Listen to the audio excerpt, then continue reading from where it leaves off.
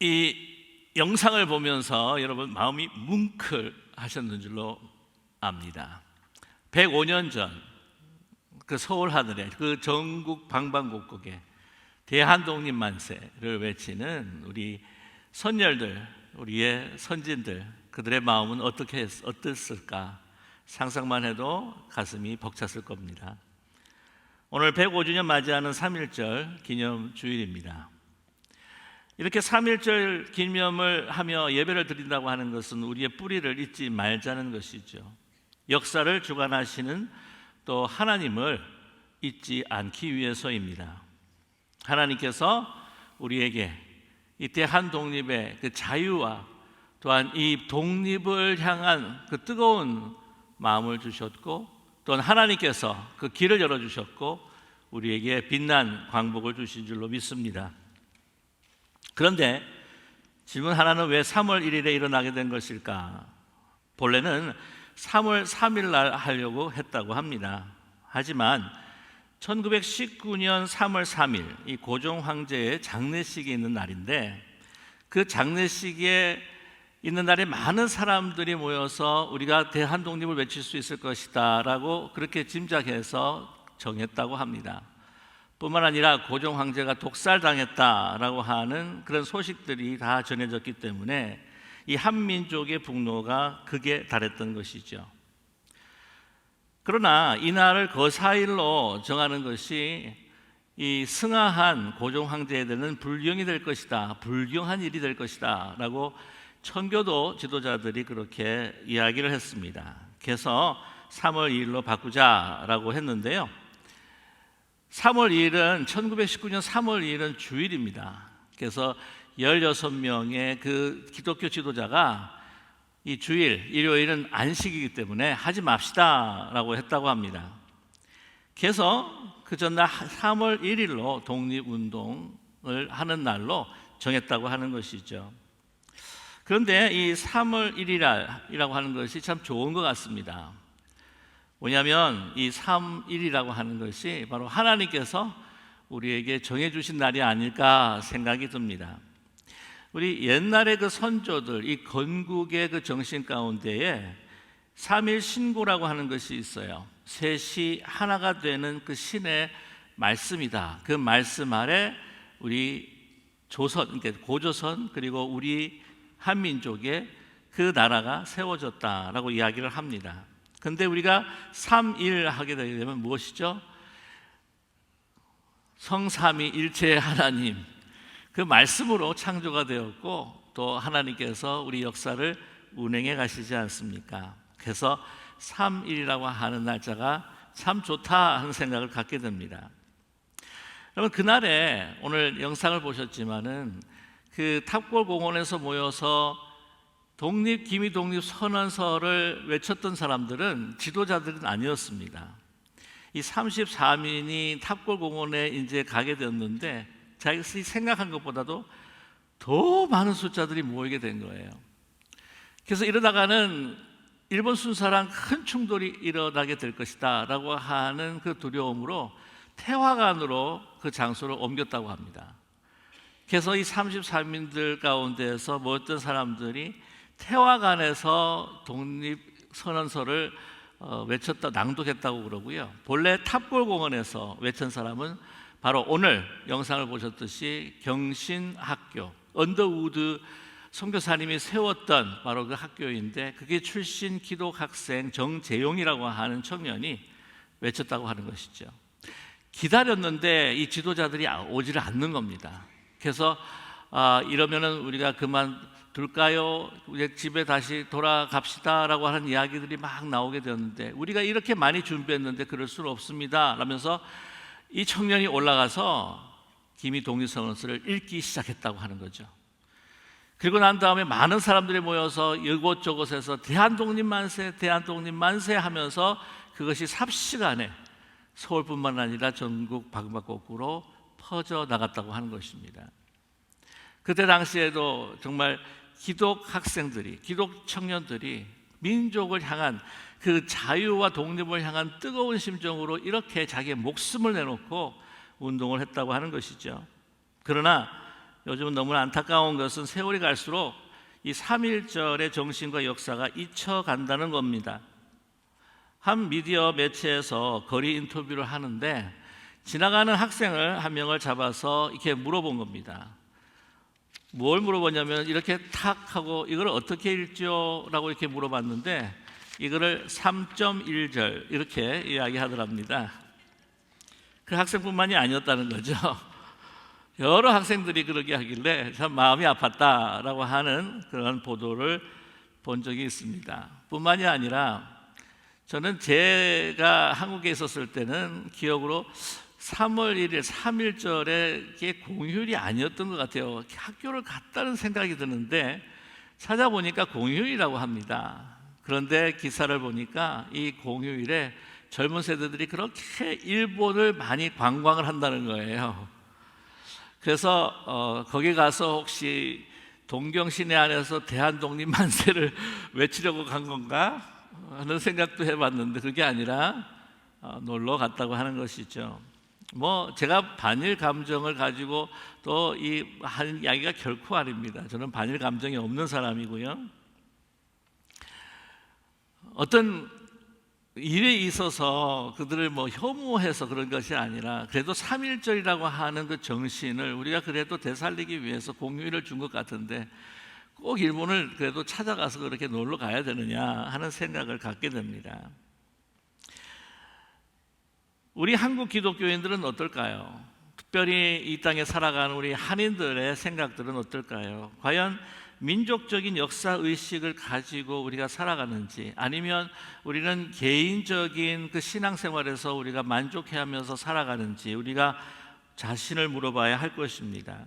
우리가 죽어서 가는 천국, 우리 개인의 구원만 너무 치중해서 내가 신앙생활 잘하고 하나님을 잘 섬겨서 내가 주님을 따라 이제는 그 천국에 올라가는 그 신앙생활로 나는 만족한다 라고 우리가 살아가고 있는 것은 아닌지, 아니면 우리 민족, 내가 한 민족의 한 일원으로서, 한 사람으로서 민족을 위해서 기도하고 우리 민족이 하나님의 손에 쓰여지기 원하는 민족을 위해 내 한 사람 이 땅에서부터 그 하나님의 사랑을 가지고 살아가야 할 것인지, 그러한 우리의 결단이 있는지 다시 한번 우리에게 물어야 할 것입니다.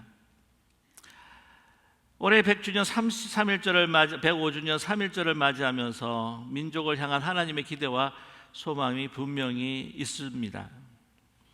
우리 민족이 억압받았던 일본 강점기 시대, 그 시대를 우리는 애굽 생활, 이스라엘이 애굽 생활했던 것과 많이 비교하고 있습니다. 오늘 본문 말씀도 출애굽의 말씀인데 이 본문 말씀에 어떻게 하나님께서 이스라엘을 자유케 하고 그들에게 민족적 독립을 줄 것인가 우리에게 말씀하고 있습니다. 하나님은 이스라엘의 신음과 그 고통 소리를 들으셨습니다. 하나님께서 우리 한민족의 신음과 고통 소리를 들으셨던 것처럼 말이죠.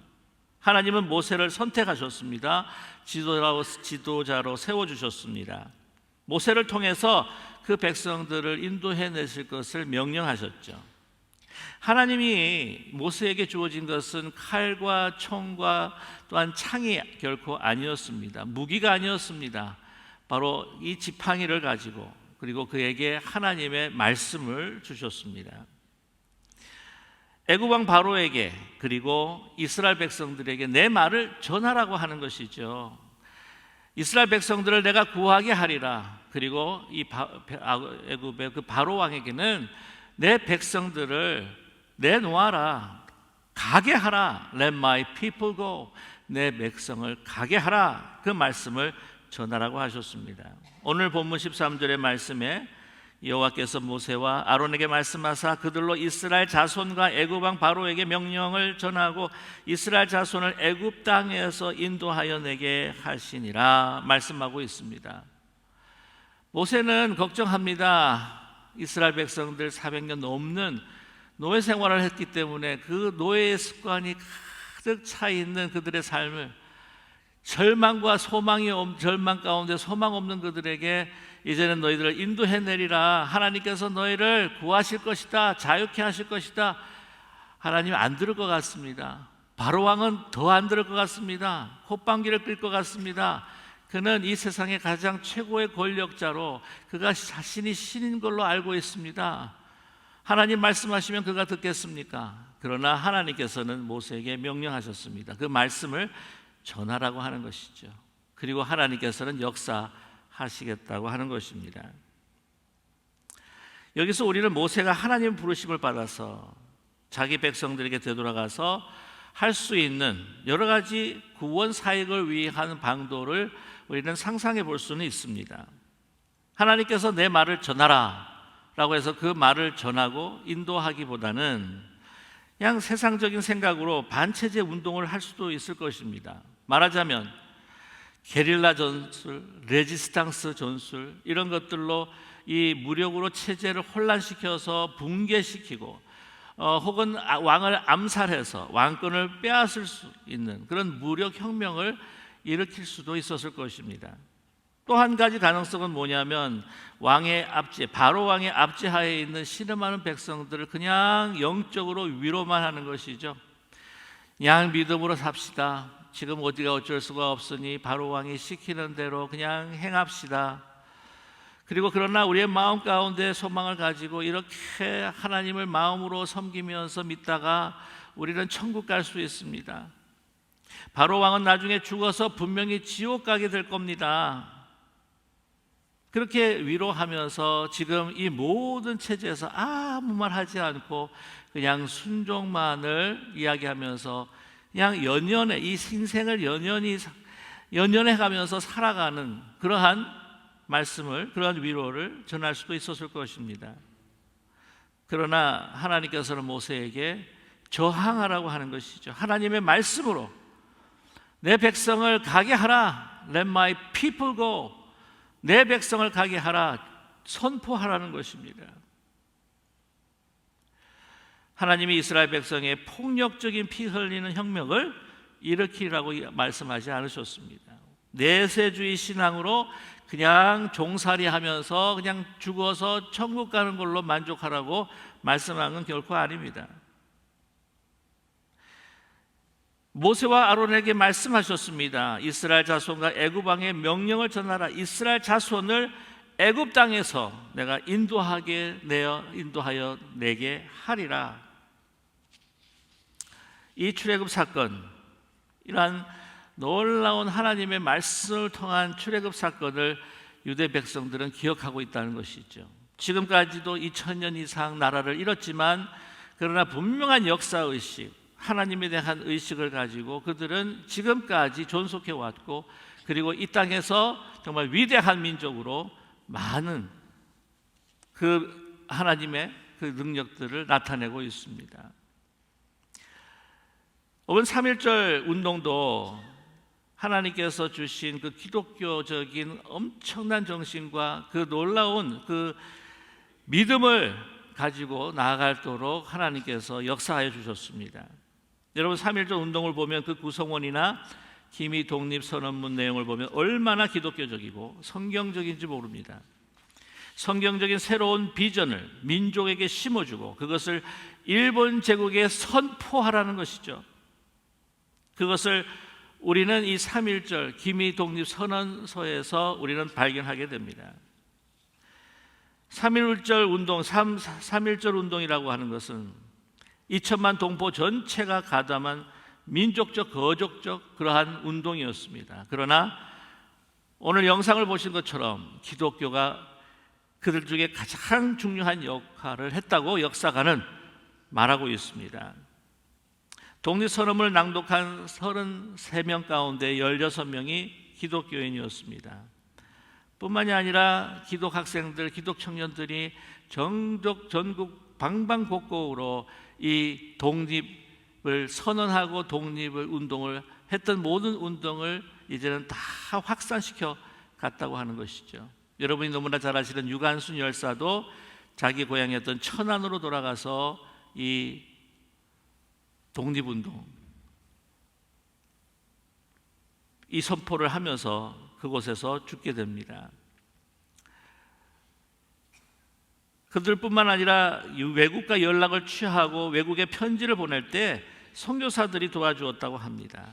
전국적으로 3.1 운동을 일으켰다고 하는 내용을 전국에 통지한 것도 교회 청년들이었고 기독 학생이었다는 것이죠. 3.1 운동의 정신이 기독교 정신과 너무나도 또한 부합된다고 하는 것을 말씀드렸다시피 독립선언서에서 우리는 발견하게 됩니다. 그 중에 가장 괄목할 것이 무엇인가? 비폭력주의라고 하는 것이죠. 일본은 총과 칼로 피를 흘리게 하며 사람을 죽였지만 우리는 끝까지 대한독립 만세를 부르며 비폭력적으로 나갔습니다. 가장 평화적인 방법으로 행해진 3.1 운동, 우리 한국 민족이 하나님께서 주신 방법으로 역사를 이루며 나아가는데 참여한 것입니다. 세상은 힘의 논리로, 세상은 폭력적인 그러한 힘으로 나아갔지만 하나님의 나라의 도래를 기다리면서 우리 민족은 비폭력적으로 독립을 선언했다고 하는 것이죠. 법은 멀고 주먹은 가깝다고 하는 속담이 있습니다. 법에 호소하기보다 폭력이 먼저 문제 해결이 빠르다고 하는 것이죠. 법치국가에서는 통하지가 않겠습니다만은, 그러나 세계 외교와 세계 역사들을 보게 되게 되면 힘의 논리, 이 군사력이 먼저 앞서게 됩니다. 이번에도 전쟁들을 이렇게 쭉 살펴보게 되면은 바로 군사력이 얼마나 중요한 것인가 우리는 뼈저리게 느끼게 되죠. 우리가 일본에게 당하게 된 것도 국력이 없고 군사력이 없어서 그렇게 된 것이 아니겠습니까? 그러나 오늘 3.1절 독립운동 그 선언서에 보게 되게 되면 여러 표현 가운데 이 소중한 말이 적혀 있습니다. 새 천지가 눈앞에 펼쳐지도다. 힘의 시대가 가고 도의 시대가 오도다. 지난 온 세기에 갈고 닦아 키우고 기른 인도의 정신이 바야흐로 새 문명의 밝아오는 빛을 인류의 역사에 쏘아 비추기 시작하도다. 새 천지를 바라보았습니다. 새 하늘과 새 땅을 선포합니다. 하나님이 약속하신 새로운 땅, 거기에는 힘의 시대가 이제는 사라진다는 것이죠. 힘의 논리가 사라지고 도의 가치가 행해지는 그 새로운 땅과 새로운 시대가 도래했다라고 지금 선포하고 있습니다. 너무나 안타까운 것은 이 세상의 사람들은, 또한 이 국가들은 아직도 끊임없이 힘의 시대와 논리에 벗어나지 못하고 있죠. 그렇기 때문에 너무나도 많은 고통과 전쟁과 이 피를 흘리면서 너무나 많은 눈물들을, 고통을 우리는 경험하는 것이 바로 지금 흘러가는 세계의 역사입니다. 북한의 핵 문제도 자신들이 이러한 파괴적인 핵무기를 가지고 있어야 무시당하지 않는다. 국제사회에서도 힘을 쓸 수 있다. 강성대국의 꿈을 이루고자 해서 그 폭력의 극대화된 무서운 핵무기를 생산 개발하고 있다는 것이죠. 여러분, 이 핵폭탄이라고 하는 것은 인류는 자기 스스로 이제는 멸망할지도 모르는 지경에 다가오는 슬픈 우리 인류의 운명의 결과가 될지도 모릅니다. 여러분, 진정한 민족의 힘이 무엇일까? 우리는 이 세상의 논리를 보게 되면 폭력이고 힘입니다. 하지만 하나님께서는 비폭력이라 하십니다. 폭력은 하나님의 방법이 결코 아닙니다. 진정한 역사의 주인은 하나님이시요 비폭력적이요 바로 하나님의 사랑입니다. 무력적인 것이 당장 문제를 해결할 수 있을 것 같지만 그러나 문제를 더 심화시킵니다. 폭력과 이 힘이라고 하는 것이 나를 안전하게 해줄 것 같지만 그러나 결국에는 칼로 선 사람은 칼로 망하는 것이 바로 하나님의 섭리입니다. 인류 역사를 살펴볼 때 폭력에 대한 비폭력 운동을 한 것을 우리는 여러 역사를 통해서 찾아볼 수가 있습니다. 오늘 말씀드렸던 모세, 바로 앞에서 비폭력으로 맨주먹으로 지팡이를 가지고 하나님의 말씀을 가지고 대항했습니다. 뿐만 아니라 바리새인, 사두개인, 대제사장, 강포한 빌라도의 폭력 앞에 예수님은 비폭력으로 대항하셨습니다. 기독교의 300년 동안 로마 정부가 잔인하게 핍박하는 가운데 기독교인들은 비폭력주의로 그들과 저항했습니다. 영국에 대항한 인도의 간디, 백인 우월주의에 대항한 마르틴 루터 킹, 마지막에는 비폭력주의가 가져다주는 진정한 그 평화가 우리 인류가 살 길이라고 하는 것을 우리에게 보여주었습니다. 너무나 많은 사람이 죽었기에, 너무나 엄청난 희생과 너무나 무고한 사람들의 피를 흘렸기에 이러한 낭비가 어디에 있겠냐 이야기할 수도 있겠죠. 사실 너무나 많은 사람들이 희생을 당했습니다. 3.1 운동 때에 일본 사람에게 총칼에 죽은 사람이 7,645명, 행방불명된 사람이 15,105명, 부상자가 45,562명, 감옥에 간 사람이 46,800명 투옥이 되었습니다. 여러분, 그 대한독립 만세하고 나아가는 사람들 가운데서 오른손으로 태극기를 흔들리며 대한독립 만세하니까 그 순사들이 다가와서 칼로 이 팔을 자를 때에 이 태극기가 떨어지면 왼손으로 그것을 또 잡고 나아가면 또 왼손을 또 자르고, 그럼에도 불구하고 피를 흘리며 끝까지 죽을 때까지 대한독립 만세를 맺혔던 우리의 선진들의 이야기들이 있어요. 참 가슴 아픈 이야기가 아닙니까? 유관순 여사 같은 경우에는 그 감옥에서 죽을 때까지 대한독립 만세를 외치면서 이슬로 사라지기도 했습니다. 그러나 이 모든 것들이 얼마나 풍성한 많은 열매들을 맺었는지 모릅니다. 당시 외국 기자가 한국에 와서 이 사건을 목격하고 돌아와서 기사에 이렇게 기록하고 있습니다. 1919년에 가장 놀라운 사건이 한국 사람에게서 나타났다. 맨주먹으로 일본 제국주의와 싸운 점이다. 일본 사람은 야만인이고 한국 사람은 문화민족임을 알았다. 일본 사람은 군대, 무기, 총탄이 있었다. 그러나 한국 사람은 아무것도 없었다. 정신력을 가지고 맨주먹으로 일본에 항거했다라고 말하고 있습니다.